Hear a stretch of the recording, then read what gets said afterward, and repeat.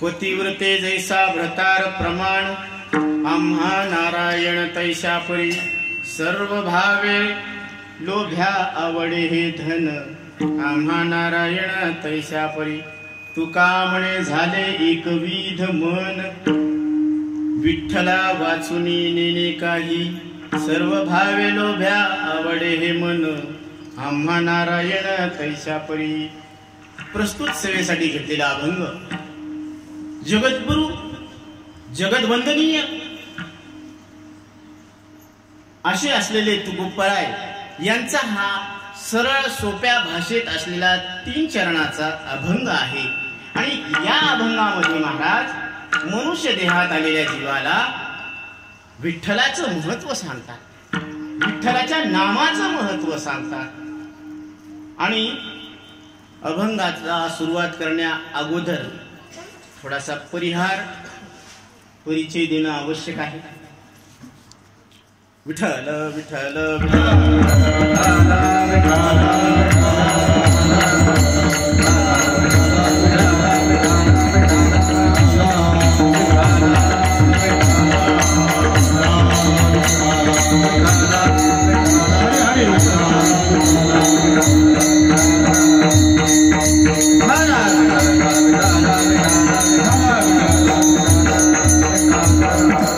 तर या ठिकाणी अखंड हरिनाम चिंतन सप्ताह भागवत कथा व ग्रंथराज ज्ञानेश्वरी पारायण सोहळा चालू आहे. वर्ष 18 आहे. आणि या ठिकाणी ब्रह्मानंद महाराज सांगोळी यांच्या मुखातून आपण श्रीमद भागवताचं रसपान करत आहात. या ठिकाणी मृदंगाचार्य शुभम महाराज रुपेकर, राहुल महाराज वैद्य, श्रीनाथ वारकरी शिक्षण संस्था पाचोड आणि आमचे सर्व लेंभे, गोल्डे, केज भट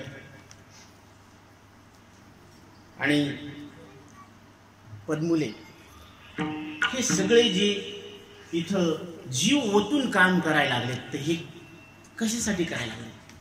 फक्त जगद्गुरु तुकोबराय यांच्या वचनाची सेवा करण्यासाठी हे सगळे तत्पर झालेले आहेत. आणि हे फार सुंदर असं नियोजन आहे. साऊंड सिस्टीम खूप छान आहे. सगळे गायनाचार्य आता सगळे कसे आहेत? लेंबे आहेत. फक्त समोरचं नाव बदललेलं आहे आणि शेवटी नाव लेंबे. म्हणून ह्या नावामुळे ही लेंबेवाडी, बरोबर? किती वाड्या? 12 वाड्या आहेत नाही. हा. आणि मग एक जांबवंतांचं मंदिर आहे, जामखेड, बरोबर आहे. हा, कारण या भागामध्ये आम्ही नवीन आहोत म्हणून थोडासा परिचय देण्यापुढं मागं पुढं होऊ शकतं. तरी सर्वांनी मोठ्या उदार अंतकरणानं आपलं नाव सगळ्यामध्ये सामील झालं असं समजून आपण या अभंगाचा भावार्थ पाहण्याचा प्रयत्न करू. विठ्ठल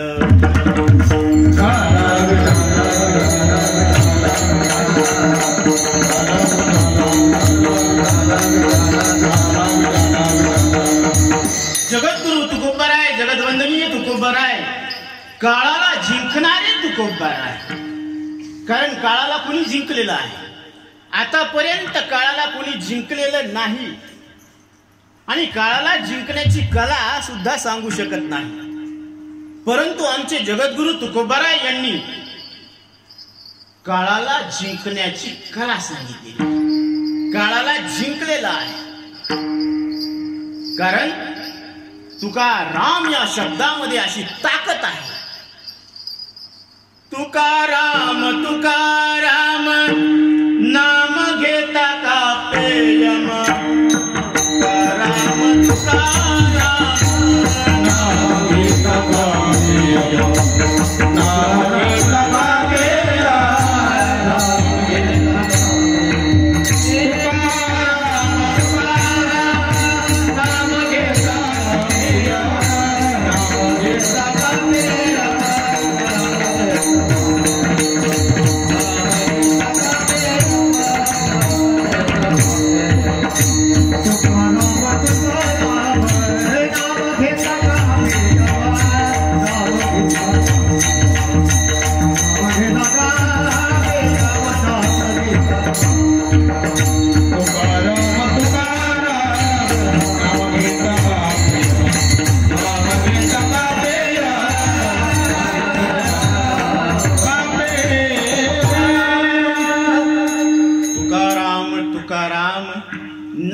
घेता कापे यम, यम सुद्धा चळचळ कापतो, अशी तुकाराम या शब्दामध्ये ताकद आहे. बरोबर आहे. म्हणून आपण सगळे वारकरी, कारण जो मरणावर वार करतो, जो मृत्यूवर वार करतो, त्याला काय म्हणायचं? वारकरी. वार करी, पण कशावर? मृत्यू, काळावर, मरणावर. कारण श्रीमद भागवताचं रसपान करत असताना तुम्ही ही कथा ऐकलेली आहे. परीक्षिती राजाला तक्षक नावाचा सर्पदंश होऊन 7 दिवसाच्या आत ते शरीर सुटणार होतं. बरोबर. तर मृत्यूच्या दारात उभं टाकलेल्या व्यक्तीनं काय करायला पाहिजे? त्या दुःखातून पार पडण्यासाठी काय करायला पाहिजे? असं काही उपाय आहे का? जगाच्या पाठीवर मृत्यूच्या दारात उभं टाकलेल्या व्यक्तीनं त्या मृत्यूच्या दुःखातून पार पडण्यासाठी काही उपाय आहे का? म्हणून गोदा नदीच्या काठी 88,000 ऋषीमुनींचा समुदाय जमला. परीक्षिती राजानं ब्रह्मचर्चा सत्र बोलावलं. सगळे ऋषी मुनी तिथं यायला लागले. भृगु ऋषी, कश्यप ऋषी, सगळे ऋषी यायला लागले. आणि ब्रह्मचर्चा सत्र सुरू झालेलं आहे गोदा नदीच्या काठी. आणि अकस्मात शुकाचार्यांचं आगमन झालेलं आहे. परीक्षिती राजाला माहित आहे की दुधाची धार बकिटात पडेल इतकाच वेळ शुकाचार्य एका ठिकाणी थांबतात. म्हणून परीक्षिती राजानं त्यांचं स्वागत केलं, त्यांना आसन दिलं, पाद प्रक्षालन केले, पूजन केलं, त्यांना आसन दिलं, बसवायला बसवलं आणि प्रश्नावर प्रश्न टाकायला सुरुवात केली. त्यावेळेस शुकाचार्य सांगतात, राजन जरा दम घे, जरा श्वास घे. तुझ्या सगळ्या प्रश्नाचे उत्तर दिल्याशिवाय मी इथून उठणार नाही आणि तुझ्या सगळ्या मनातल्या शंका निरसन झाल्याशिवाय तुला उठू देणार नाही. शुकाचार्य सांगायला लागलेत आणि परीक्षिती ऐकायला. तर हा कार्यक्रम जवळजवळ 7 दिवस चालू झाला. किती दिवस? 7 दिवस. म्हणून आपण सप्ताह, अखंड हरिनाम भागवत सप्ताह ठेवतो. 7 दिवस अन्न पाण्या वाचून शुकाचार्यांनी सांगायचं आणि परीक्षितीनं ऐकायचं संपूर्ण भागवत. कारण भागवत, श्रीमद भागवत म्हणजे काय आहे? श्रीमद भागवत म्हणजे हे अमृताला सुद्धा लाजवणारं हे पान आहे. म्हणून ज्ञानोबराय सांगतात, ही मराठीच्या नगरी ब्रह्मविद्येचा सुकाळू करी, घेणे देणे सुखची वरी होऊ दे या जगा. माझ्या प्रत्येक मराठी बोलणाऱ्या, मराठी जाणणाऱ्या भाषिकाला त्याच्याच भाषेमध्ये त्याचं न मरणं लक्षात यावं अशी माऊलीची इच्छा आहे. म्हणून माऊली सांगतात, माझा मराठाची बोल कौतुके, परी अमृता तेही पैजा जिंके, ऐसे अक्षरे रसिके मिळवीन. मी तुमच्या समोर असे अक्षर प्रगट करणार आहे, प्रस्तुत करणार आहे की जे अमृताला सुद्धा लाजवून टाकणार, पैजेमध्ये हरवून टाकणार. कारण अमृत नावाला अमृत आहे. अमृत सुद्धा कसं आहे? मरणारच आहे. कारण रावणाचा अंत कसा झाला? त्याच्या बेंबीमध्ये अमृताचा थेंब होता. म्हणून 10 तोंड उडवून सुद्धा त्याला काहीच होईल. आता राम सुद्धा परेशान झाले, प्रभू रामचंद्र याचे 10 तोंड उडवले तरी हे जिताच. मग विभीषणानं सांगितलं, प्रभू त्याच्या बेंबीमध्ये अमृताचा कण आहे, ती पेटी तिथं मारा म्हणजे याचा नाश होईल. म्हणजे अमृत सुद्धा काय होतो? नष्ट होत असतो. म्हणून हा तर मृत्यू लोक आहे आणि मृत्यू लोकामध्ये प्रत्येकावर काळ बसलेला आहे. काय आहे? काळ बसलेला आहे. आणि त्या काळाला जिंकण्याची कला तुम्हाला आम्हाला जगद्गुरु तुकोबराय शिकवतात. विठ्ठल विठ्ठल.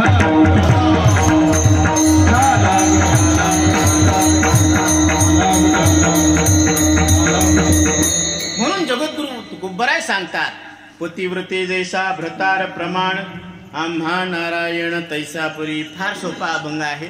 2 उदाहरणं दिलेली आहेत मौलीनं, तुकोबरायांनी, की प्रतिव्रते स्त्रीला जसा तिचा पती हा प्रमाण असतो तसा आम्हाला नारायण प्रमाण आहे. पहिला भाग. दुसरा भाग, सर्व भावे लोभ्या आवडे हे धन. लोभी माणसाला म्हणजे लालची माणसाच्या मनामध्ये रात्रंदिवस काय खेळत असतो? पैसा. पैसा पैसा पैसा खेळत असतो. इकून आला पैसा, तिकून आला पैसा.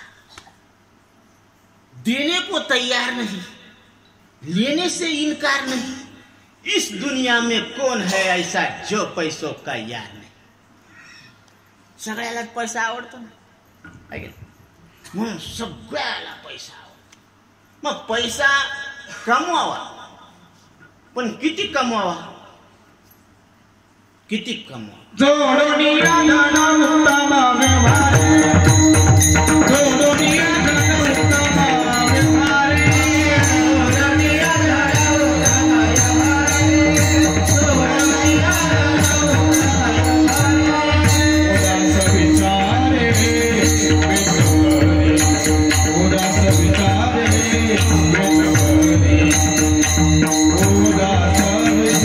वेदकरी. उत्तमाची गाती तोय कमावेला, उत्तमाची गाती तोय कमावेला.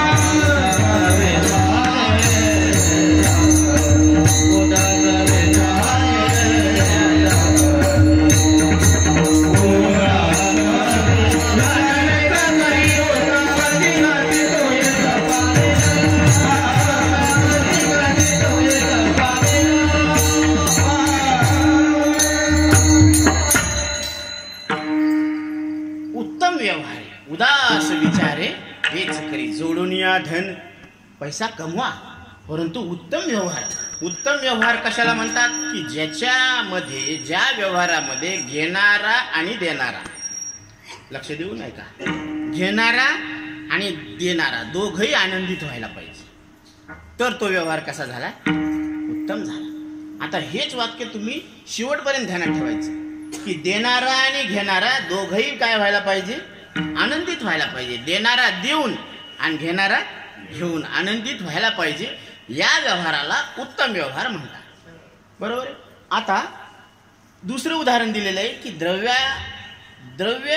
द्रव्य आसक्ती, याला शास्त्रामध्ये काय म्हणतात, वित्तेषणा, दारेषणा, पुत्रेषणा आणि लोकेषणा ह्या इच्छा आहेत. बरं का, मानवी मनामध्ये ह्या इच्छा दबलेल्या आहेत. तर ह्याला कसं सांगतात महाराज, कोंबडा भुकतो, पैसा मागतो, पैसा कशाला,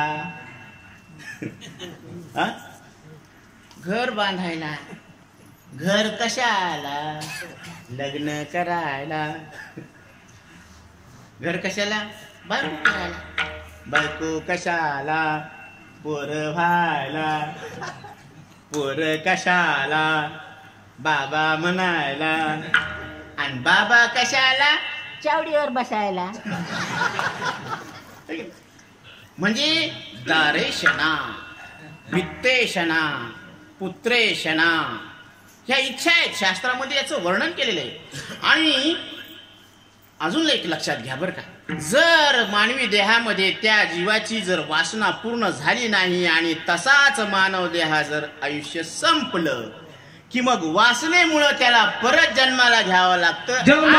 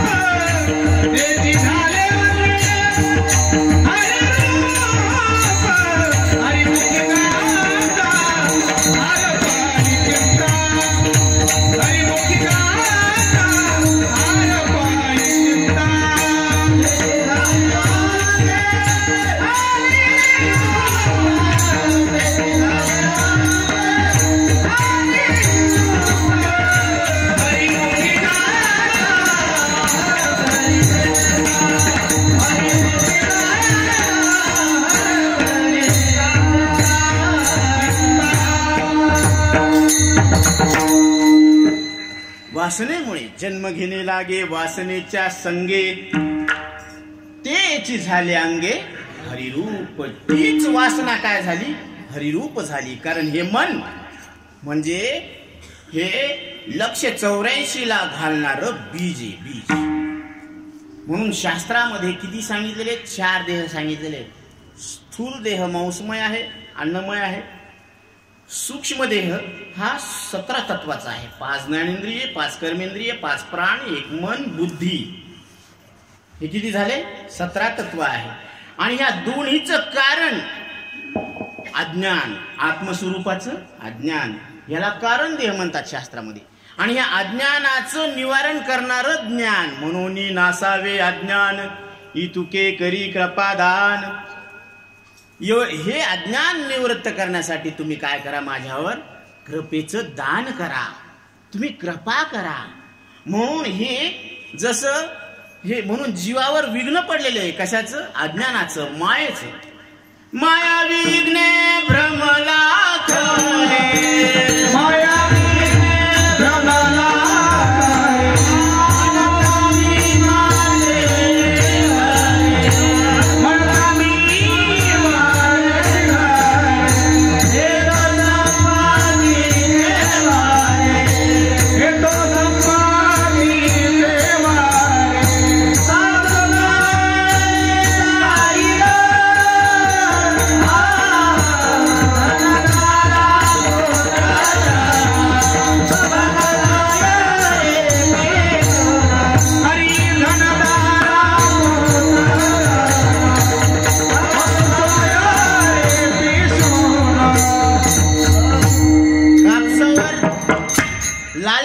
रोग पडला. बरोबर आहे ना?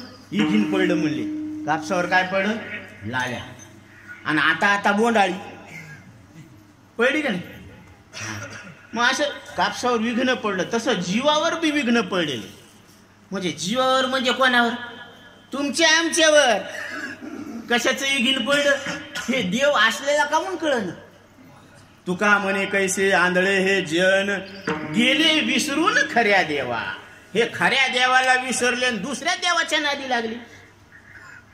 कारण हे कसे आहेत? बैरगुंगी आहेत. कुठं पुंगी वाढली की तिथंच उभं टाकले. एक जण असंच होतं. बायको म्हणली, हे बा तुम्ही हे घ्या 100 रुपये, ही थैली आणि बाजार घेऊन या. ते म्हणलं मी जर हरवलं तर, बाजारात मी जर हरवलं तर. ते म्हणले तुमच्या हातात काळा दोरा बांधते. हे तिथं जायचं, बाजार घ्यायचा आणि नीट घरी यायचं थैली घेऊन. आणि जर हे तुटला तर तिथंच आडायचं, मी हरवलं की तुम्हाला लोक 4 लोक धरून आणतील घरी म्हणून. बरं का? लक्षात ठेवा. गेलं नाही हे बैरगुंग. तिथं डोंब्याराचा खोळ चालू होता. तिथंच लागलं पाहायला. तिथं एवढी मोठी गर्दी जमलेली आणि ती तितक्यामध्ये त्या खेळामध्ये धक्कामुक्की ती गाठ सुटली तिची आणि ते पडलं ते दोरा. तिथंच वाढायला लागलं ना, मी हरवलो. 4 जोगांनी म्हणलं बाबा हे कोणाचं हे वाहन, त्याच्या घरी पाठवून द्या म्हणे. मग ती आणलं त्याला इथं. ते म्हणजे सांभाळा तुमची संपत्ती, आहे का नाही? मग एखादं पेताड माणूस तरी काय करते? त्यानं काही नका का कमी ना, पण 10 रुपयाचा लेकराला चिवडा तरी घेऊन जाते. कारण त्याचा जीव कशात असते? लेकरात असतो, बायकोत असतो, आहे का नाही? म्हणजे लेकरा बाळाला तो सांभाळत असतो. त्याला वाईट व्यसन आहे. आता त्याचं व्यसन वाईट आहे का ते वाईट आहे? आता हे चांगला धडधाकट माणूस घरी काय न्यायला काहीच नाही, रिकाम्या हाताने यायला रिकाम्या हाताने चायला काय म्हणे हे सगळं सुडकच आहे म्हणे. हे काही सानन काही नाही. लेकराला मग हुरूप येत नाही की पप्पा आले म्हणून. हे बाबा आले तर लेकर का म्हणून जवळ येते, ती चॉकलेट देते. ये सोन्या ये, सोन्याला चॉकलेट. आणि मोठ्या सोन्याला लग्न करून देते त्याच. म्हणजे त्याला तू बी तुझ्या संसारामध्ये रमून जा. कारण ह्या प्रत्येक वयामानाप्रमाणे इच्छा बदलत असतात. आता खरं सांगा बाबा, तुम्हाला लहानपणी पैसे दिले तर तुम्ही त्या पैशाची भावली आणत होते, बरोबर आहे? आणि आता बाबा तुम्हाला जर भावली दिली तर तुम्ही काय करता? नक्की याच्या विरुद्ध करता. भावली विकून पैसे आणता, बरोबर आहे? तेच तुम्ही येतं. पण इच्छा तीच आहे का? बदलली. इच्छा बदलली. म्हणून इच्छा बदलत असतात. इच्छा काय होत असतात? बदलत असतात, शरीर बदलत असतं. आता तुमचं बालपणातलं शरीर राहिलं का तसं? मग तुम्ही बालपणात मी बालक आहे म्हणत होते, आता म्हणून बाबा मी बच्चा आहे. अभी तुम्ही जवान हो. म्हातार गेलं कामातून म्हणते का नाही? आता शोभतं का? मग तुमचंच बोलणं, तुमच्याच बोलण्यानं खंडन होतं, याला शास्त्रामध्ये व्याघात दोष म्हणतात. बरोबर तुम्ही म्हणले का नाही मी बालक आहे म्हणून लहान होते तेव्हा? आता म्हणता येतं का? नाही म्हणता येत नाही. आता म्हणता येत नाही, कारण तो अहंकार राहिलाच नाही शरीरात. तो बालपणाच्या शरीराबरोबर अहंकार गेला. तुका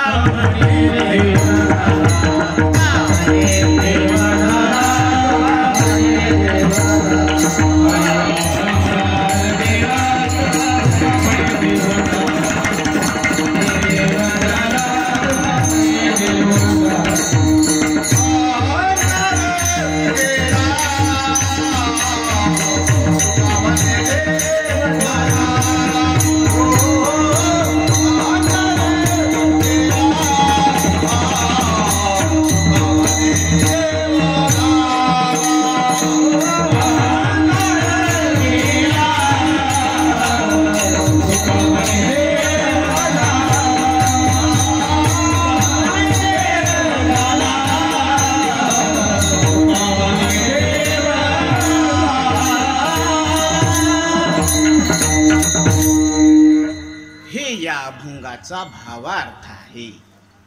पहिल्या चरणामध्ये महाराजांनी पतिव्रतेचं उदाहरण दिलेलं आहे, दुसऱ्या चरणामध्ये लोभ्याचं उदाहरण दिलेलं आहे, आणि तिसऱ्या चरणामध्ये महाराज सांगतात की आता माझं मन हे कसं झालं. मनाची अवस्था सांगतात महाराज की माझं मन एकविध झालं, सगळ्या विषयातून ती वृत्ती निघाली आणि ती परमात्म्यामध्ये लीन झाली. म्हणून आता ते विठ्ठला वाचून हे मन दुसऱ्याचा स्वीकार करायला तयार नाही. म्हणून वृत्ती हे निवृत्त झाली. जन न दिसे तेथे त्रिकुट शिखरी गा दान मिळे आई ते. अशा पद्धतीने हा भाव अभंगाचा भावार्थ. विठ्ठल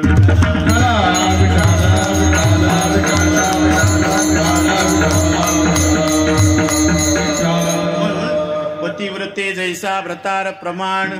पतिव्रता स्त्री कशाला म्हणावं की जिची पती वाचून दुसऱ्यावर श्रद्धा नसते. पतीचं वचन हेच त्या स्त्रीला प्रमाण असतं. म्हणून मंदोदरी, अहिल्या, तारा, सीता ह्या काय आहेत? पतिव्रता आहेत. त्यांचं स्मरणानं काय होत असतं? पाप नष्ट होत असतं. म्हणून मंदोदरी, सीता, तारा, अहिल्या ह्या सीता माता यांचं स्मरण आपण सकाळी नित्य उठल्यावर करायला पाहिजे. कारण अहिल्या माता हे सगळे रामायणामध्ये प्रसंग आलेले आहेत बरं का. मंदोदरीचं आता रावणाला अधर्मापासून परावृत्त करण्यासाठी आणि धर्माकडे त्यांना वाटचाल करावं म्हणून मंदोदरीनं बऱ्याच वेळेला त्यांना अडवलेलं आहे. पण रावण स्वतःचीच चलवत होता, दुसऱ्या कोणाचं ऐकत नव्हता. म्हणून त्याला त्या शेवटी त्याचा काय झाला? नाश झाला. पण मंदोदरी ही काय आहे?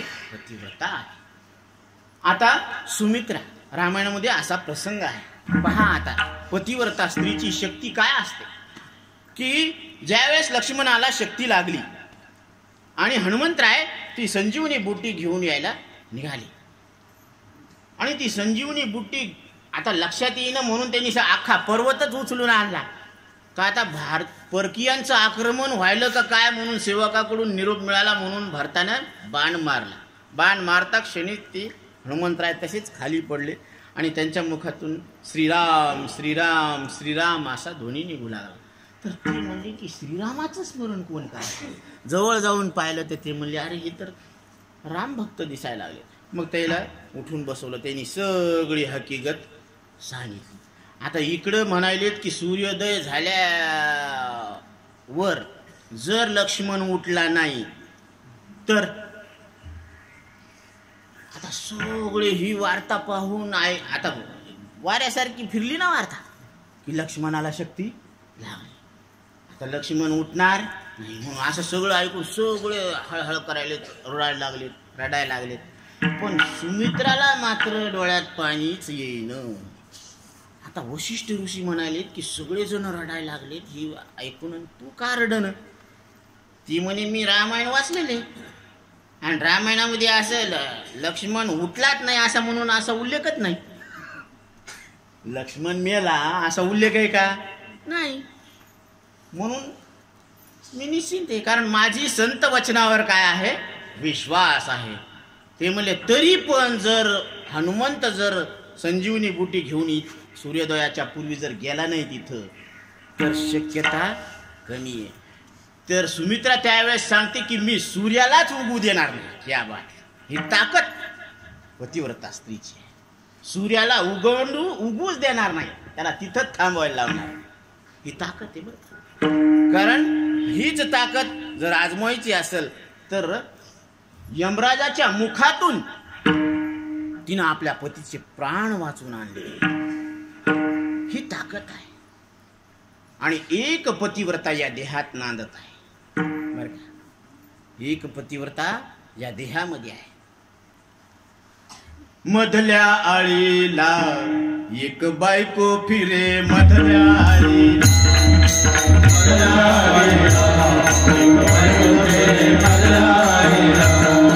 तुझला तुझसा मग पडेल पुरे. तुझला तुझसा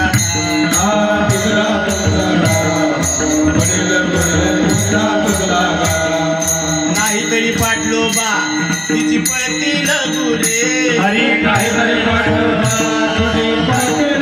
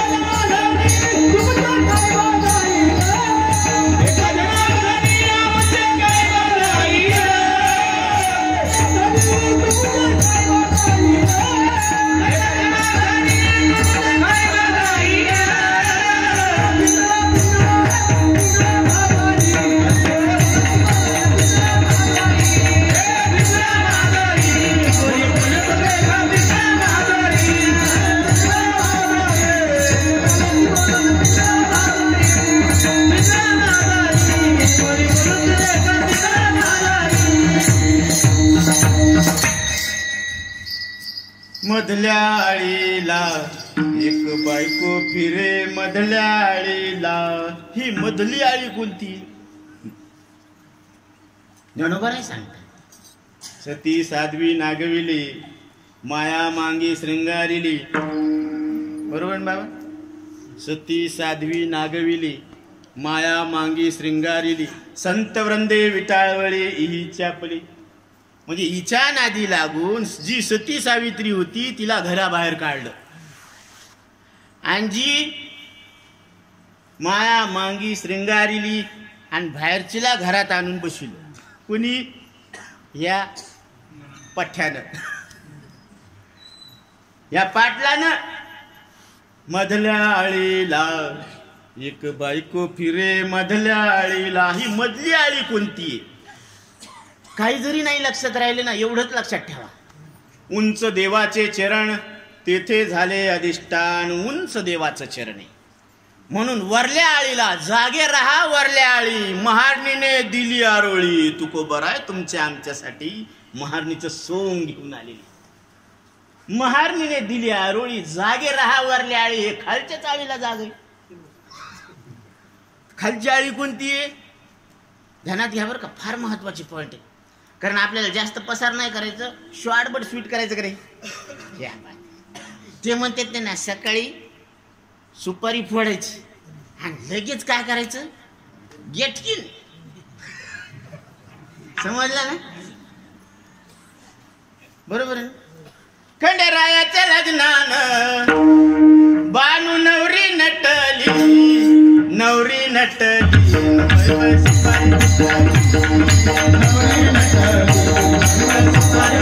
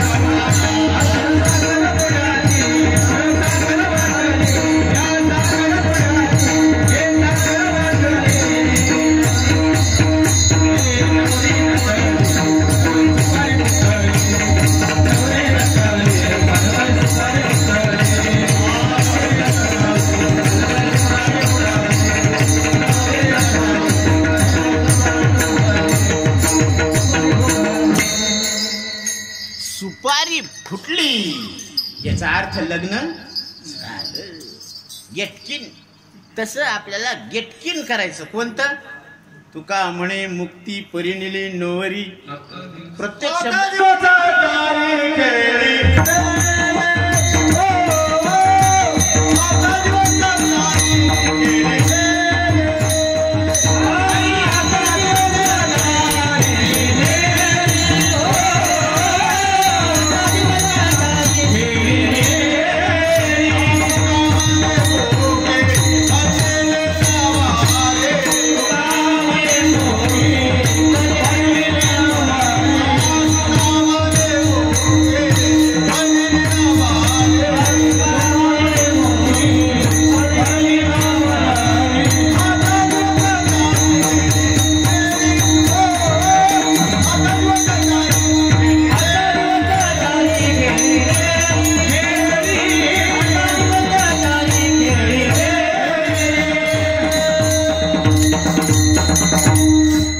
तुका म्हणे मुक्ती परिणिली नोवरी आता दिवस चारी खेळी. हे लग्न लावायचं बरं का. ही गोष्ट ध्यानात ठेवा. लग्न लावल्याशिवाय मंडपातून कोणी उठायचं नाही. दुसऱ्या दिवशी जेवणाची सोय दुसऱ्या दिवशी, पण लग्न आधी लावून घ्यायचं. तुका म्हणे मुक्ती परिणिली नोवरी. आता उंच देवाचे चरण कोणते? उंच देवाचे चरण तेथे झाले अधिष्ठान. तरी तर सांगलेले की जागे राहा वरल्या आळी. वरली आळी म्हणजे उंच देवाचं चरण. उंच देवाचं चरण म्हणजे आत्मस्वरूपाचं ठिकाण. जिथं भगवंत निजधामाला गेलेले आहेत ते धाम म्हणजे काय आहे? उंच देवाचे चरण तेथे झाले अधिष्ठान. अधिष्ठान म्हणजे काय माहिती का? की अध्यस्त पदार्थ अधिष्ठान रूप परमात्मा असतो. हे विचार सागरामध्ये साधू निश्चलदासजींनी सांगितलेला सिद्धांत. विठ्ठल